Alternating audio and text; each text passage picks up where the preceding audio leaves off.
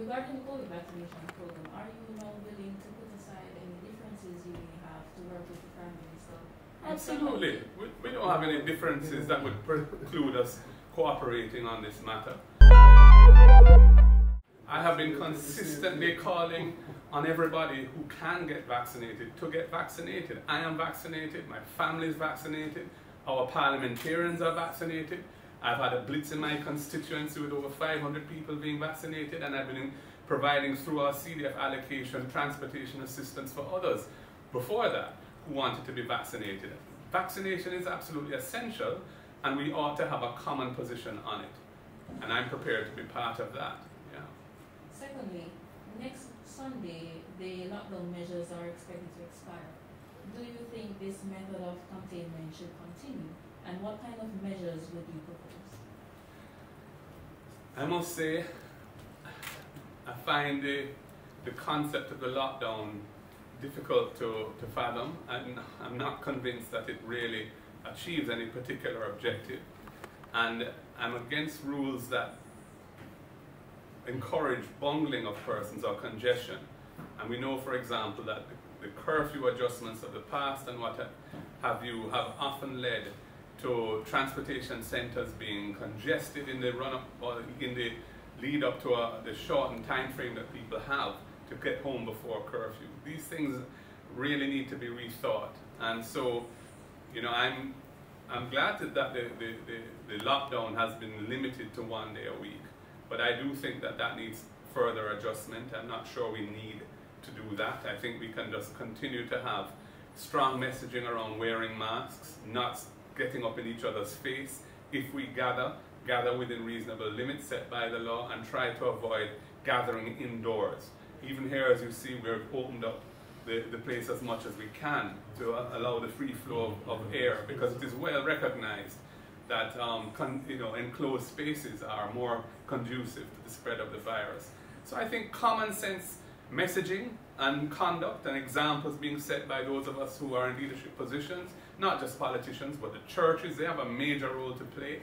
And I encourage our churches, some of whom have already got on the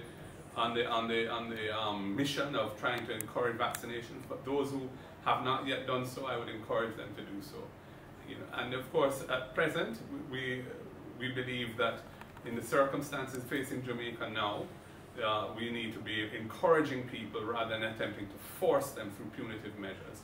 And I see that the Prime Minister has adopted that position, though he's been fudging somewhat and talking about when we get to 50% there will be vaccination options, whatever that means. I don't know what that means. But he has at least supported the position that this is in this period where we have such low levels, and we need to encourage people to come on board. We've even suggested introducing incentives to people to be vaccinated. The government did that for elderly people. You recall there was a $10,000 grant for seniors who got vaccinated. And that, you know, we support the idea of encouraging people to get vaccinated, and indeed a voucher of that kind of value, or something anyway, for others. We know the issues of hesitancy and reluctance that are out there, and we all need to be trying to provide a clear message of the benefits of vaccination, a clear understanding of the risks of vaccination, which are relatively remote, and moving forward and in one national objective and drive and goal to get our country out of this pandemic. And these kind of incidents worsened by the politicization of the thing too, because what we have seen is that after the minister said that there was no more Pfizer in mid-September, then in October, sir, in his own constituency, there was a blitz where Pfizer was being delivered to adults, and also in, I think, another JLP controlled division in Thompson Town. We have evidence of this. We have seen the vaccination cards of persons who received Pfizer at those. And this kind of duplicity or a lack of consistency in the messaging is really regrettable and is not what we need at this time. And the inclusion of the opposition in the national vaccination program is also very important, because we are a major organization in this country, a national organization that we have representatives in every nook and cranny across this country.